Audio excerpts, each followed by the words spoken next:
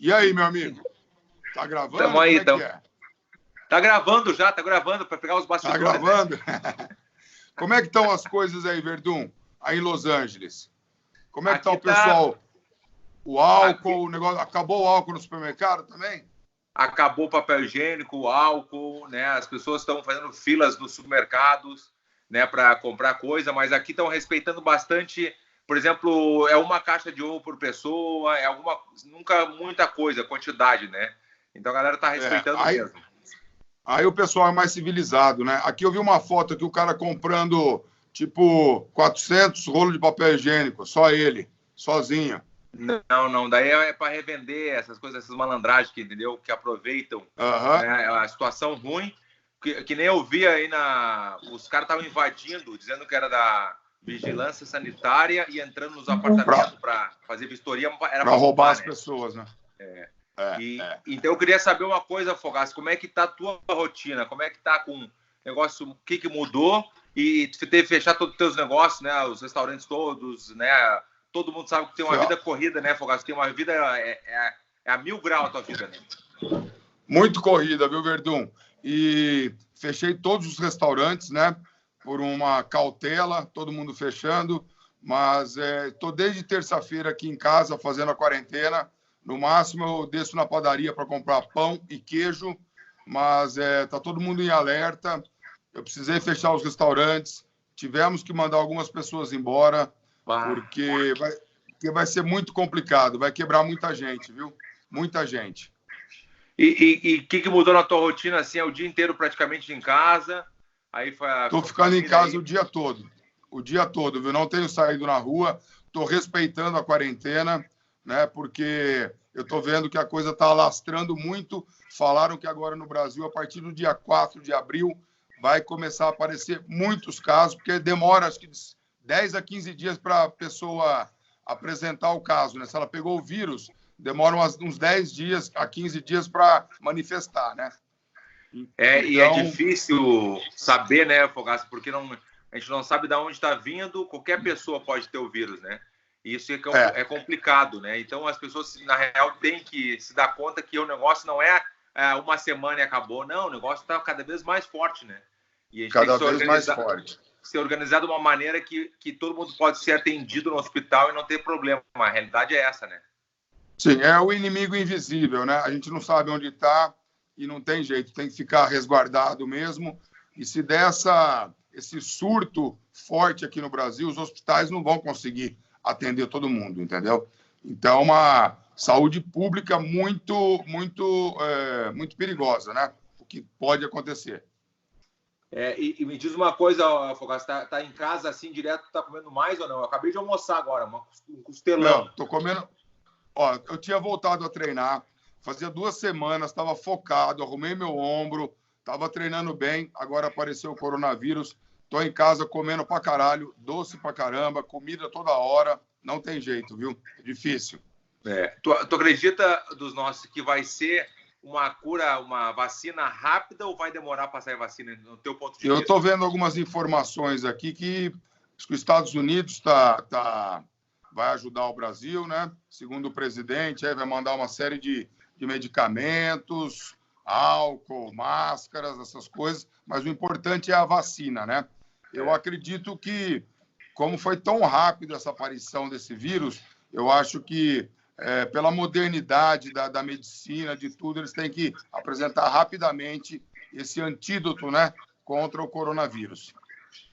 Pô, realmente o negócio tá. A gente treinou hoje, eu, o Felipe, porque o Lioto é meu vizinho, né? Tu sabe, que mora na frente. E a gente sei. manteve a distância, só nós três treinando, um bem longe do outro, assim, sabe? E a gente Sim. tá tentando manter o treinamento, né, Fogaça? Porque eu tenho a luta dia 9 de maio no Brasil, mas eu acho que não sei se vai acontecer, né? Então, o Masterchef, a gente ia começar a gravar agora em abril, já cancelaram. Não tem previsão se vai gravar, quando vai ser. Tá tudo parado, né? E me Parou o diz mundo, uma. né? Não, o mundo parou, Fogaça. Então, mas tu chegou a fazer alguns exercícios em casa ou só comeu mesmo e dormiu? Só comi mesmo. Mas amanhã cedo eu vou fazer aqui um polichinelo, fazer uma sombra, alguma paradinha, flexão, algumas coisas assim para manter, viu? Para as pessoas que não sabem, que tu sempre gostou, né, Fogaça, da luta, né? Sempre gostou de fazer. Sempre gostei, pô. Um dos pilares da minha vida é o Muay Thai. Eu comecei a fazer o Muay Thai em 1997, tá? Quando não era muito difundido aqui em São Paulo, tinham poucas academias. Eu treinei durante bastante tempo, depois adquiri hérnia de disco, e aí parei, fiquei uns 2 anos parado, aí fico indo e voltando, né? É um esporte que faz muito bem para minha cabeça, libera endorfina, é um esporte completo, é essencial na minha vida. Para as pessoas que não sabem, né, Fogaça, como a gente tem essa experiência de luta e tudo, como dar uma confiança, o Muay Thai, o exercício, te ajuda na hora da cozinha, de conversar, de fazer o programa, tudo isso? Muito, muito, Verdun, muito. Na disciplina, né? Na endorfina na cabeça, no bem-estar, na autoestima. Então, a luta, ela tem ele regra as pessoas, né? Eu era uma pessoa muito desregrada. E o Muay Thai, ele me pôs muito na linha nessa época, em 97, 98. Foi essencial para a minha mudança como pessoa, né? Para ser uma pessoa melhor. E até para conversar com a pessoa, para fazer o programa lá, porque eu vejo que tu é bem natural no Masterchef, tu é naturalzão, né? Tu é tu mesmo. Quem te conhece sabe que é tu ali. E isso, a luta, né? O exercício, não só a luta, mas acho que o exercício dá uma autoconfiança, assim, né? Estando bem com o corpo, né? Muito, realmente muito. Dá uma autoconfiança. Autoconfiança. É uma disciplina, autoconfiança, autoestima. A luta deixa o sujeito centrado, né? Centrado. E o que tu daria uma mensagem que tu falaria para as pessoas que estão te ouvindo agora sobre o coronavírus, tudo que está passando, a tua maneira de pensar? O que tu pensa de tudo isso? Eu acho que o mundo está sensibilizado e eu gostaria de passar para as pessoas que a quarentena é muito importante. As pessoas têm que levar a sério, porque é um vírus que pode pegar muita gente e comprometer mais do que já estamos comprometidos. Então, tem que ter essa consciência. O brasileiro, especialmente, leva tudo na brincadeira, né? Então, acha que não vai pegar, que não dá nada, que é isso, que é aquilo. Só que hoje eu até fiz um post no Instagram de uma coisa que eu fiquei pensando, é como se fosse uma terceira guerra mundial silenciosa. Silenciosa. Né?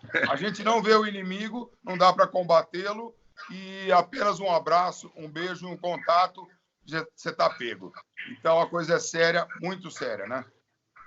É isso aí. Então, a mensagem, por exemplo, para a galera tem que acreditar realmente mesmo, porque é difícil acreditar, né? É difícil não, vou ali, o amigo vem te dar um abraço, não sei, quando vê, pegou. Sim. Não sabe, né? De onde vem. Sim. Não dá, é invisível, né? Como a gente disse. Então, as pessoas têm que ter essa conscientização de ficar em casa. E está sendo muito bom, viu, Verdun? Porque, de uma certa forma, o ser humano, a humanidade, desses anos para cá, perderam certos valores de simplicidade, de estar com a família, estar com os filhos. Ninguém tem tempo mais para nada, é trabalhar, é ficar na internet, é ficar, né? E não tem tempo para os filhos. Então, está sendo muito positivo. No meu caso, eu fiquei esses dias todos com meu filho João. A minha filha Olívia, ela estava um pouco resfriada. Eu já não vejo ela há mais de 10 dias. Estou respeitando, não fui visitá-la, sabe? Ela está fechada também lá. A minha outra filha, Maria Letícia, também estava resfriada. Era para eu ficar com ela esse final de semana. Eu não fiquei, deixa ela com a mãe no apartamento. Então, os mínimos detalhes são fundamentais para a gente conter essa virose e essa epidemia que está tendo. Chegou a conversar, sentou e conversou com o João, que já entende legal. O João já... Ele está com quantos anos, João? O João está com 11 anos. E aí ele entende legal, que nem a Júlia, que ele já sabe o que está acontecendo. E o João é um menino muito caseiro. Ele gosta muito de ficar em casa. Que nem a Júlia. Para ele falou, e aí, filho, não tô adorando ficar em casa, né? A Joana, a minha pequenininha, a Joana, a pequena, gosta de sair, mas a Júlia gosta de ficar em casa. A Júlia quer ficar em casa, tá feliz da vida. Ela quer que o coronavírus fique para sempre, né? Então, a mesma coisa do João. Oi. Era praticamente isso aí mesmo, assim, um bate-papo assim, bem leve, bem na boa, assim, só para saber, a galera saber a tua opinião, como tu está lidando com isso e tá respeitando realmente não sair de casa mesmo, né, Fogaça? É importante, sim, mas realmente faz muita diferença, né?